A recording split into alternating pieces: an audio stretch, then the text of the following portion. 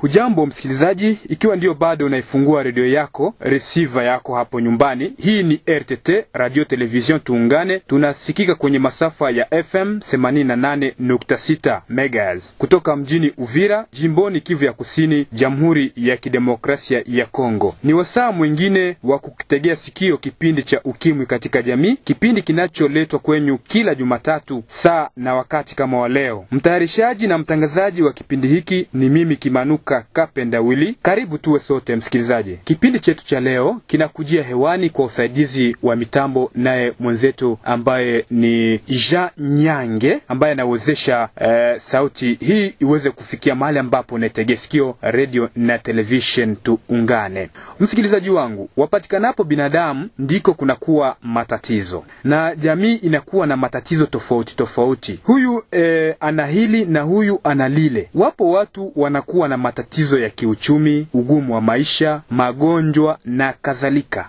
Lakini sikia leo tuangalie zaidi tatizo hili la magonjwa. Magonjwa hayo yapo tofauti tofauti vile vile. Kama vile kuna hii typhoid, kuna ukoma, kuna utasa, kuna ukimwi na kadhalika. Wagonjwa hawa wote wanahitaji kupona, na hata hivyo wapo wagonjwa wengine ambao tayari wameshapoteza na kusahau kabisa matumaini ya kupona. Kwa mfano, mama ambaye ana miaka zaidi ya 40 ambaye aliolewa ila hakuzaa, kwa maana nyingine ni tasa. Ana afya nzuri, anafanya kazi vema, anafurahia ndoa, mkarimu, mcheshi. Huyu ameshakubali tatizo licha ya kutokuzaa, kwamba yeye ni tasa, licha kwamba atakuwa ameshawahi kujaribu matibabu mbalimbali na maombi ya kupanga bila mafanikio. Hatimaye alikubali kuishi na tatizo hilo. Hivyo ndivyo watu wanaoishi na virusi vya ukimwi wanatakiwa kuiga mfano huo. Nasema kwamba ndivyo hivyo watu wanaoishi na tatizo la ukimwi wanavyoweza kuiga mfano huo wa mama huyu ambaye amekubaliana na tatizo lake la utasa, kutokuzaa, na ana afya nzuri, bado mkarimu, mcheshi. Kwa hiyo amekubali tatizo. Watu wanaoishi na virusi vya ukimwi vile vile wanatakiwa kukubali tatizo. Msikilizaji wangu, inabainika wazi kwamba wapo waathirika wengine wanashindwa kukubali tatizo, wanashindwa kuhimili mihemko mbalimbali. Wengine wanakuwa na hasira kali mno, vurugu, huzuni. Wanapoona watu wanakaa wakizungumza, wengine wanahisi kwamba ni wao wanaosemwa. Habari hizi tulizisoma katika vitabu vya watu wanaoishi na virusi vya ukimwi waliokubali tatizo, wakitoa shuhuda zao. Hebu nikupe mfano wewe ambaye uliambukizwa na unaendelea kujificha au unajikosesha amani wewe mwenyewe. Acha nikwambie kama hapa mezani kwangu nina kitabu kinachoitwa Yaliyopita Sindwele, ambacho kina sheheni shuhuda mbalimbali za waathirika 26 waliokubali tatizo na kusema wazi kwamba waliambukizwa katika mazingira gani na wanaishi vipi. Nitakwambia hivi tu punde, lakini tupate kwanza burudani fupi.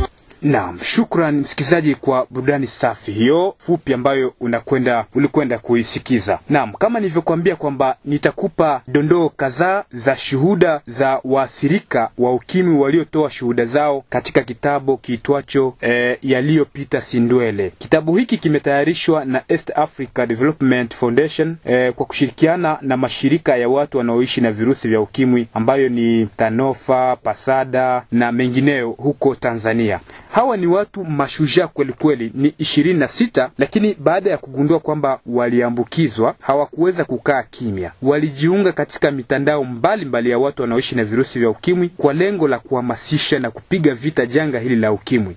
Hawakuwa kama wale wengine ambao wanakuwa wafichi au wanavunjika moyo, wanakuwa si wakarimu tena, si wacheshi kutokana na tatizo hili. Baada ya kuwa na shuhuda hizi, msikizaji, vile vile nina picha zao katika kitabu hiki, ambapo hapa kuna huyu mmoja anaitwa Jordan Ngavi, ni mtu wa huko Iringa. Alizungumza kuhusu kuwa mwazi. Alisema kwamba, na hapa namnukuu, siwezi kujua kwa uhakika wapi niliupata huu ugonjwa kwa sababu nilikuwa sishikiki. Nilipata ugonjwa huu sugu kwa sababu mimi mwenyewe nilikuwa sugu. Msikizaji, haya tu ni baadhi ya maneno miongoni mwa mambo mengi mno aliyoeleza katika kitabu hiki yaliyopita sindwele. Huyu ni alizawa mwaka 1959 hivi, ana miaka kama 42 hivi. Na vile vile kuna mwingine ambaye ni mwanadada. Alisema kwamba nilikuwa changudoa uwanja wa Fisi huko Dar es Salaam. Ni kijana ambaye alizaliwa mwaka 1982. Yeye alisema kwamba sikuwa nikipenda watu wajue kwamba ninaishi na virusi vya ukimwi, lakini ninamuogopa Mungu wangu, kwani kesho nitaulizwa kushindwa kwangu kuwa muwazi. Anaitwa kijana Elizabeth Joseph. Ni msichana huyu, ni dada hivi, na picha yake ninayo hapa kwenye kitabu hiki. Msikizaji, nilisoma haya majina na shuhuda zao kwa sababu ni watu tayari wamejiweka wazi, wametangaza tatizo, wamekubali kuishi na tatizo.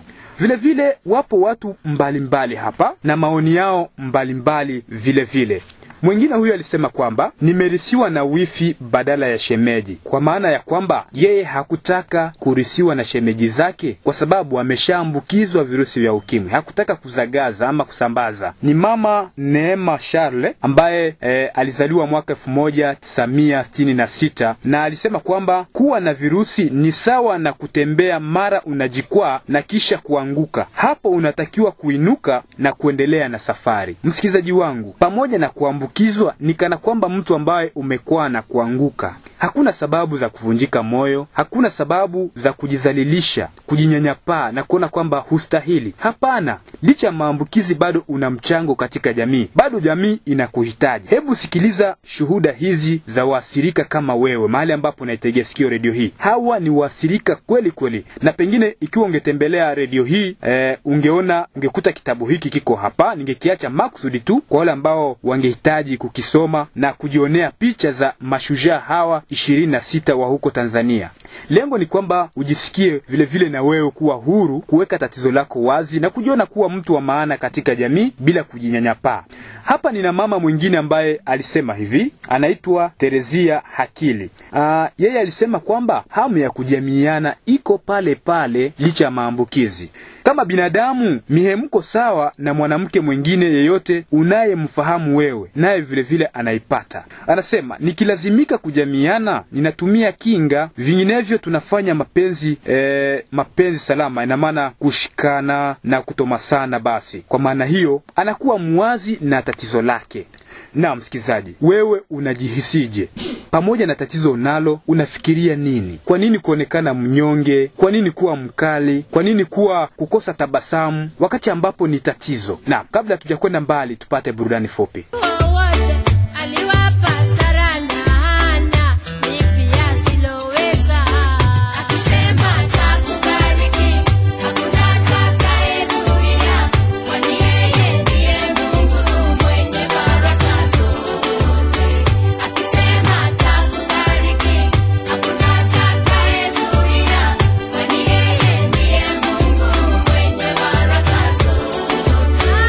Akisema takubariki